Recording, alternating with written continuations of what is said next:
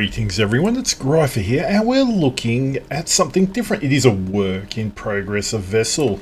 We are looking, yes you can see it here, we're looking at the Commonwealth vessel, the Tier 9 Hector. Now I will say this is a work in progress vessel, so her stats may change from when this video is recorded at the time of 11.10 Your World of Warships to her release. But just to give you the blurb for it, a ship project which is an enlarged version of the Dido class light cruiser, which is a tier 6 Royal Navy cruiser. Compared to a prototype, she was armed with more powerful artillery and torpedo armament. So we'll go through it. We will go through this boat. Now, armour. You say Royal Navy. Well, we're going to expect 16mm, 25mm armour bout, and then we have a casemate armour of 114. So she's going to be a floating citadel, as you can see. That is no surprise for the Royal Navy. She has 34,400 hit points for a tier 9. It's a lowish. It is lowish, but she does have utility for it, so don't think it's going to be open water or something like that. She will have a bit of utility. Where the Hector becomes interesting is that she has 7x2 133mm mounts. She fires HE and AP shells. She's got a good detection range of 15.6, well, not detection, firing range of 15.6 kilometers. She has pretty good turret rotation. She does have a good reload at 5.9 for the amount of guns that you're having. Max damage isn't too bad for the HE at 1900, 2550 for the AP. Now, what makes her interesting is that she has the diamond gun formation at the front. So we'll be looking forward to seeing how these, if you can get all four, but even if it's 3 per side, you have 3 at the rear. So in my opinion, you'll probably always get 6 guns to bear. Don't know how it's going to work with the forward ones and the rear ones. Maybe you can get all 7, but we'll have to wait till she is released. Now let's look at her torpedoes. She has 4x4 533 torpedoes. They go 10Ks. She, with concealment build, the Hector is a 8.5 kilometer vessel, so you can stealth torp 62 knots. Looking at these arcs, they could be interesting. I'm not sure about the lifeboats strapped to them, but definitely I'm not sure if they're going to be like Yahagi-esque or they're going to be a little bit more generous on those curved areas here, but we'll find out when the boat is ready for release. Now, depth charges, so she doesn't have ASW, she has depth charges. 2 charges, 8 bombs in a charge, reload of 40 seconds. AA defense, this is all stock. I do have modules equipped, but without building into AA. Continuous damage is 216. She does go out to 6 kilometers, but most of that damage is in the 2k or less for the continuous damage, so pretty useless. Damage by shells 1540, not bad, but you only get 4 puffs. That's in the 3.5 kilometer to 6 kilometer range. So unless you're coming up against a flak muncher, your AA is going to be a little bit on the underwhelming side. Max speed, I think I've got flags on, so yeah, I've got the max speed of 5%. So with that flag on, you're going to go 35.5 knots. And fairly good turning radius and rudder shift time. Concealment is 9.5. I'm going to go through the captain build, but let's have a look what she has under the hood. Alrighty, here you can see we've got the HE shells, we've got the AP shells, we've discussed the torpedoes and the depth charges. The Hector's going to give you damage control party. Its reload time is 57 seconds. It only lasts for 5 seconds, so be wary of that. You get 3 repair parties by stock. This is at 206 because I've got this flag. Taking that off, that is at 172.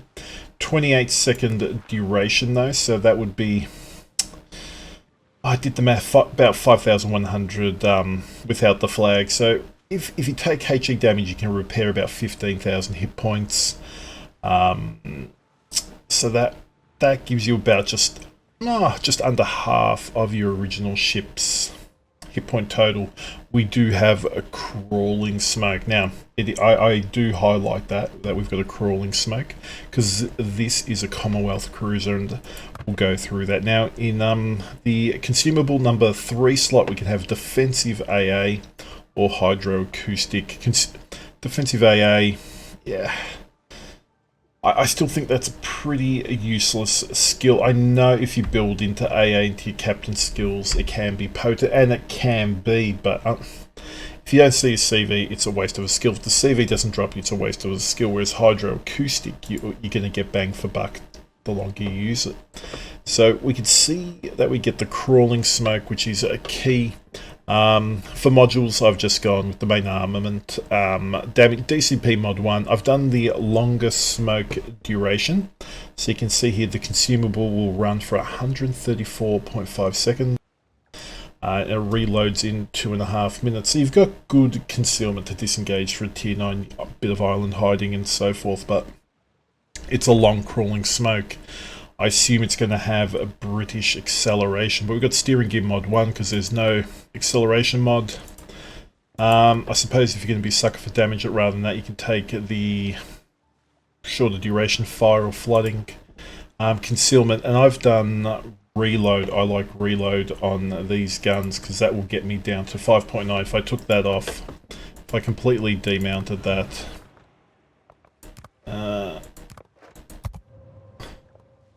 that's 6.7. So where it said 5.9 stock, that's a lie. It's 6.7. If you do a reload module, that'll get you down to 5.9. And I didn't even think about that because I always put the reload module. Now, as I said, this is a Commonwealth boat, and this is where it gets interesting. So players will have the Vampire, the Hider, amongst other things. You might have a Perth, and one thing to note is the Hector has 133mm guns. You can see here the penetration value of HE shells is 22mm, and that's going to be fine for most DDs. You are at tier 9, so you're going to see tier 10s, super ships, and 8s and 7s. 8s and 7s, you're not really going to have much worry with. 22mm pen will be great against some of those cruisers, especially if you're top tier against the 7s, and same with those DDs. But going up against tier 10s, it's going to be an issue. So looking at builds, now this is a 21-point commander build. I personally believe that Superintendent's going to be really, really useful. Get an extra heal, get an extra smoke and hydro. Concealment for me. And this is where it gets a little bit iffy. You could probably drop Superintendent. This boat's going to give you a bit of versatility. I do recommend the heavy HE and sap shells. Why? That's plus 10% HE damage. Your guns are under 149mm, so you're going to get that plus 10%. So you can see the max damage here for the HE shells is now at 2090, which is a pretty big pain factor. The other thing I'm going to select is IFHE. IFHE, that will see under the HE shells, that's going to get your armor penetration up to 27mm. Now, I recommend that because you're going to come up against tier 10 cruisers, Des Moines, to name one. You're going to have plenty of others that have 27mm at the bow of it, so you can hit the HE shells rather than the superstructure into the nose of the vessel and the stern. Doesn't mean you have to play that way, but that is how I would look at building this vessel. I say you've got 19 or 21 point captains on the Hider, because that way you can respec your DD captain onto a cruiser, and you've got the IFHE. And this is where it gets a little bit iffy from here. Why I said Superintendent may be a no-no, because you can do Adren Rush, which is always good. But then you've also got the quicker reload time for smoke and hydro. So if you want an adrenaline rush, you could take out Superintendent. You could take out the heavy HE sap shells she sells seashells by the seashore. Sap shells. So there is a bit of variety along here. I'd probably go with the flat damage and maybe play that around with Adrenaline Rush. Because this one gets your AAs up and running and gets your torpedoes quick in your main battery.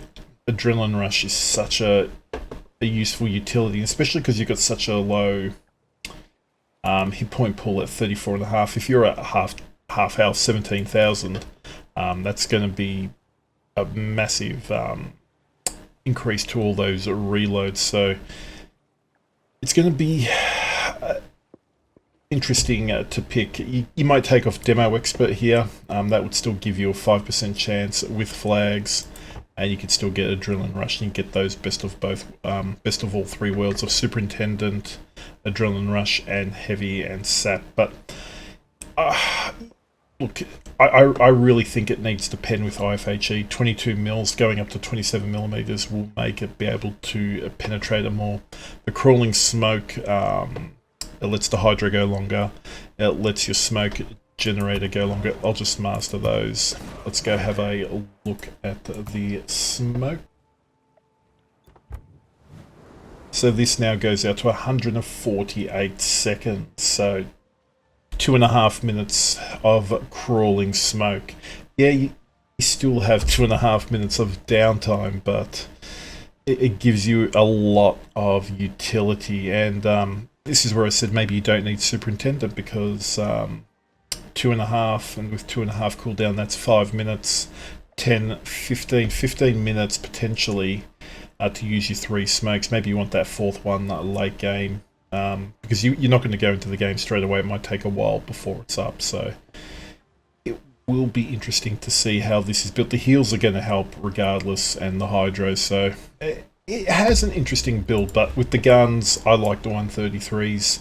You can get the heavy HE onto them. I like the gun layout. I like there's a different boat, and I love that it's under the Commonwealth line. This is a work in progress boat, so I am looking forward to when she comes out. Hopefully you are. If you have enjoyed this boat, give me your feedback, what you think will be good with her, what you don't like. Love to hear your feedback. Until then, I'll see you in the game. Do take care.